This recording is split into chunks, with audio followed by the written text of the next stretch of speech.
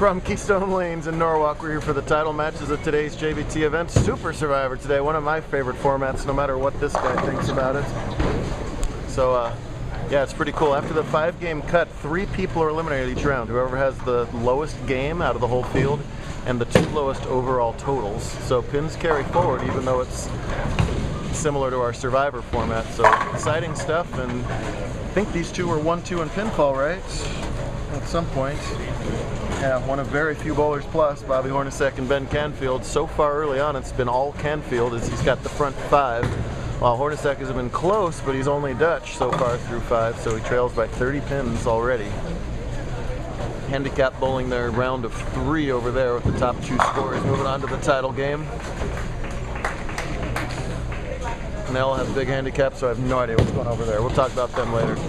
Bobby, your reigning TPC champ. SoCal took over from the Northwest as the dominant TPC conference last season.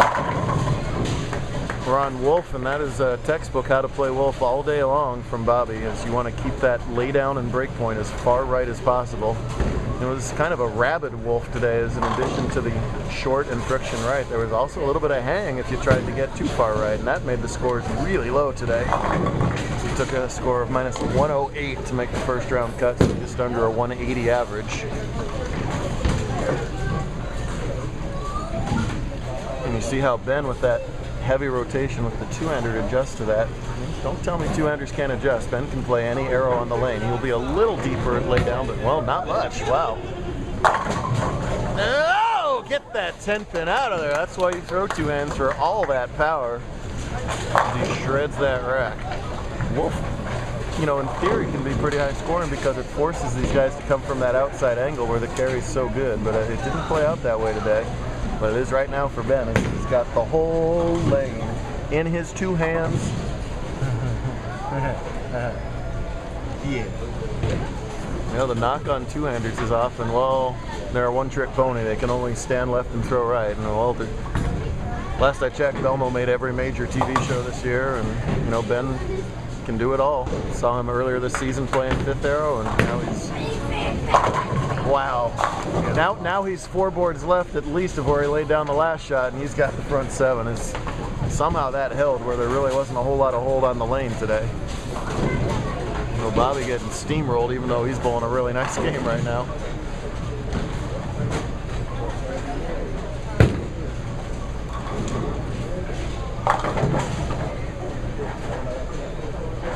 Bobby has a very end-over-end ball roll, and that's usually pretty conducive to these outside lines because you don't want the ball skid flipping massively on the back. That's how you do it. Can't throw it any better out of either of these bowlers. What were those 2 9 counts? 2 pin.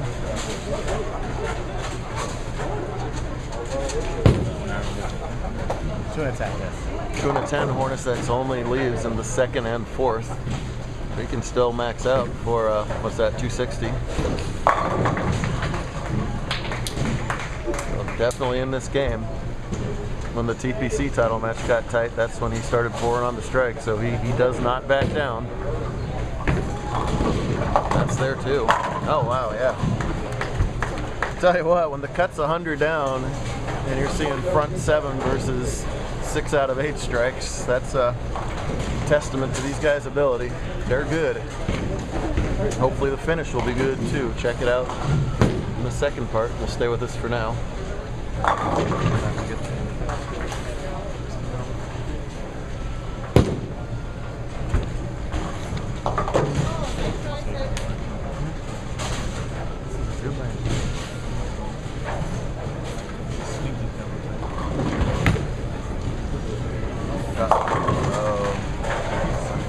Checked up early on him, mostly thanks to Steve, who thinks Ben only has 6 and 4 Knights titles, while officially he's got 8.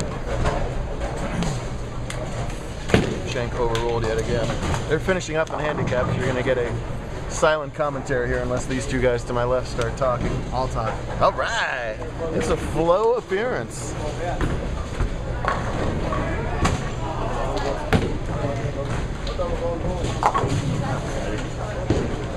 And he makes the spare. Perfect. Commentary ain't gonna get much better than this, ladies and gentlemen. Action packed.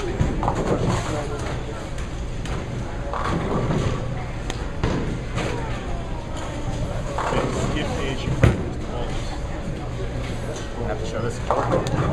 I mean,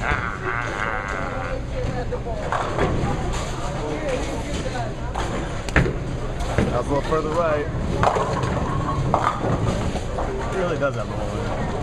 I'd love to see Bobby punch out here. Force him to throw the first one or first two, first one.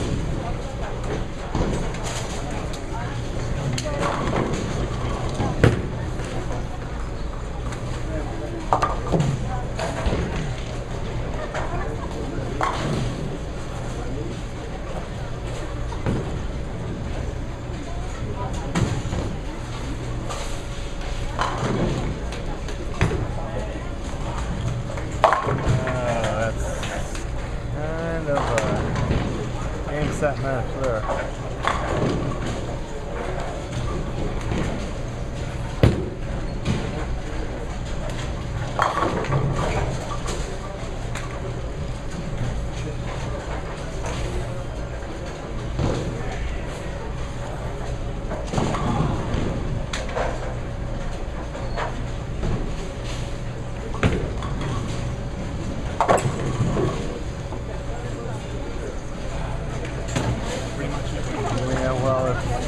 Bobby strikes out, and then there's -6 wins. Bobby can still win this match. Top match for Bobby. He led all the race. Ben Canfield is 8.5 titles. 8.5 titles. No, we're talking about titles. We've done the math. Ben needs to get -20 something on these next ones. Ben needs to not get completely out of character and start kicking ball returns, cussing us out. That is his only method of losing now. See what happens when you set it short. That's how Ben's string stopped, and that's how Bobby's chance at a title stopped here, is that 3-9-10 just checked up early on him. 213 is a respectable score on this, without a doubt, but it's not going to be nearly enough for the dominant performance of Canfield here. The only thing is how many high game points can you get. Wow. Even when you've already locked up the title by 30 pins, there's something on the line here that get points for high games throughout the day too. And you saw how close some of those point races were last season. Get everything you can. Let's present to both of them.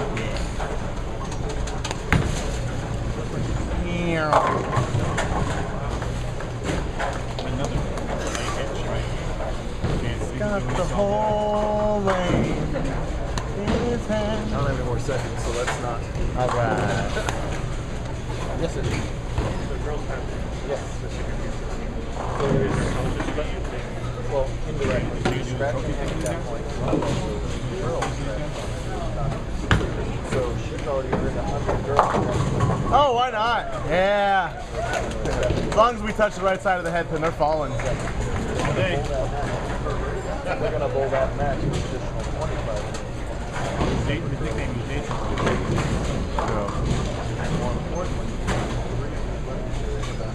many concerts throughout the qualify for the girls team. That's because they didn't hit the right side of the head pin.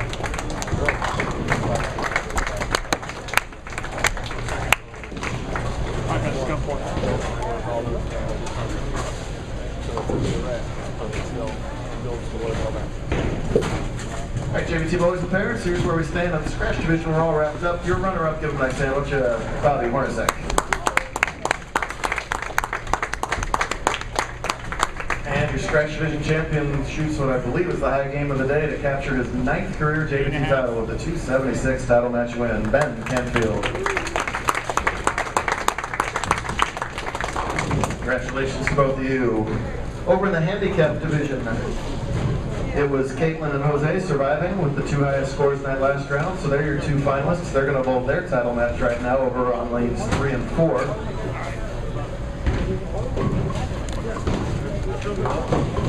Caitlin It's also, of course, the highest women's series qualifier, so Caitlin and Stephanie still have their women's series match a little later on. We'll get to that sometime, Tuesday afternoon, something like that. We'll get there.